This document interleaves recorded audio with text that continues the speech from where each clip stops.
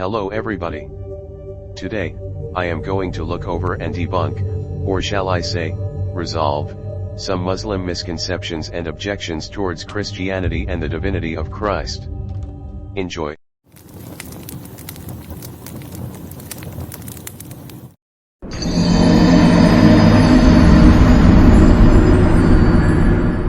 So, the first ones are those: if nobody has seen God as it said in John chapter 1 verse 18, if God cannot sleep as it said in Psalms 121 verse 4, if God doesn't grow weary as it is said by Isaiah chapter 40 verses 28 to 31, if the Lord Almighty is all-knowing, how did Jesus Christ learn in his life as it's implied in Hebrews chapter 5 verse 8, and how did he not know the hour if he is God? Also, how could God die, if it's stated that he simply cannot in 1 Timothy chapter 6 verse 16, well, an important thing to take into account when speaking of Jesus Christ of Nazareth, is that he was God in the flesh as stated in John chapter 1 verse 14. That means, that he had to go through everyday activities we too do in our daily lives, sleeping, eating, resting, learning, and eventually dying. This is the soul. And really it is actually a simple reason of why and how the Lord God was able to do all these things.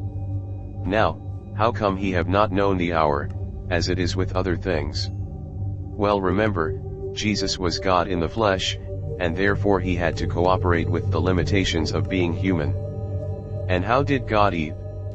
Well, again, he was in a human form. Another common question, and often used as an objective from Muslims to Christians, is how did Jesus pray to his Father if he was God too?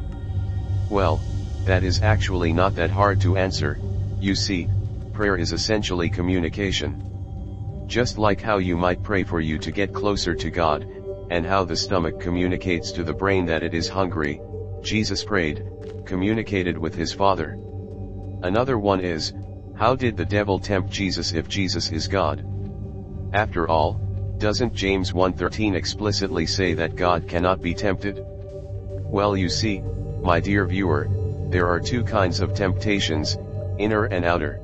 The outer one is when somebody else, be it a person or a demon, the devil, is simply trying to tempt you. The inner one is when you finally give in, which is what actually is being talked about in James. An interesting fact about this supposed dilemma is, that as you might know, this comes from the story where Jesus is fasting for 40 days in the desert, and the devil was trying to tempt him to eat, to turn the stones into bread. But funnily enough, a few verses later, in Matthew chapter 4 verse 7, Jesus says to Satan to not put the Lord your God to the test. A common objection to the Holy Trinity is, that it is polytheistic, and will later proceed to give you a verse from Deuteronomy or Leviticus in order to supposedly debunk it. But you see, that's a factual error of what we claim the Trinity is. The word Trinity in itself comes from triunity, and describes a model of God, where he is in three persons but one nature. So really, it's still a monotheistic concept. After that, they might give you some flawed example of supposed trinities, like from ancient India. But if those who give you such an example were more educated on the matter, they would know that these quote-unquote trinities are heresies according to Christianity, like modalism for example, which claims that each person of the Trinity is like a role played by God. However, we know this is false because we see them engaging with each other, like during Jesus's baptism, or how God the Son sits at the right hand of God the Father as described in the book of Revelation.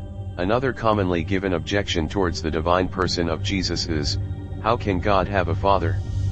Well, God the Father is not literally God the Son's father. Instead, it's the relationship they both have with each other. Also, are you just going to ignore Proverbs 33:4, which is literally, I have not learned wisdom, nor have I attained to the knowledge of the Holy One? Who has gone up to heaven and come down? Whose hands have gathered up the wind? Who has wrapped up the waters in a cloak? Who has established all the ends of the earth? What is his name, and what is the name of his son? Surely you know.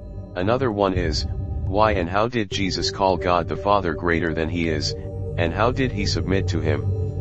Well, you see, the answer to the first objection is, that ancient people, especially those in the Middle East, glorified their parents. And if this is not convincing enough for you, remember that Jesus has got two natures, divine and human. It is the human flesh that is lesser than God the Father, and this is also the reason why we see Jesus submitting himself to God the Father. The human flesh is submitting to him, just as all humans are to. And lastly, why did Jesus say he cannot do anything by himself? Well, remember again, Jesus Christ of Nazareth is God revealed in the flesh, and once again, he had to cooperate with the limitations of being in human form. He came to serve and not to be served, and he was trapped in the human body, if we can say it like that.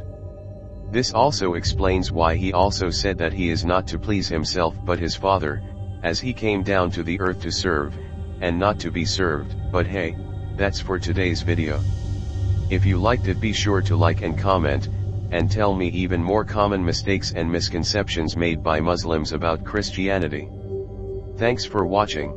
Examala este takia di agatos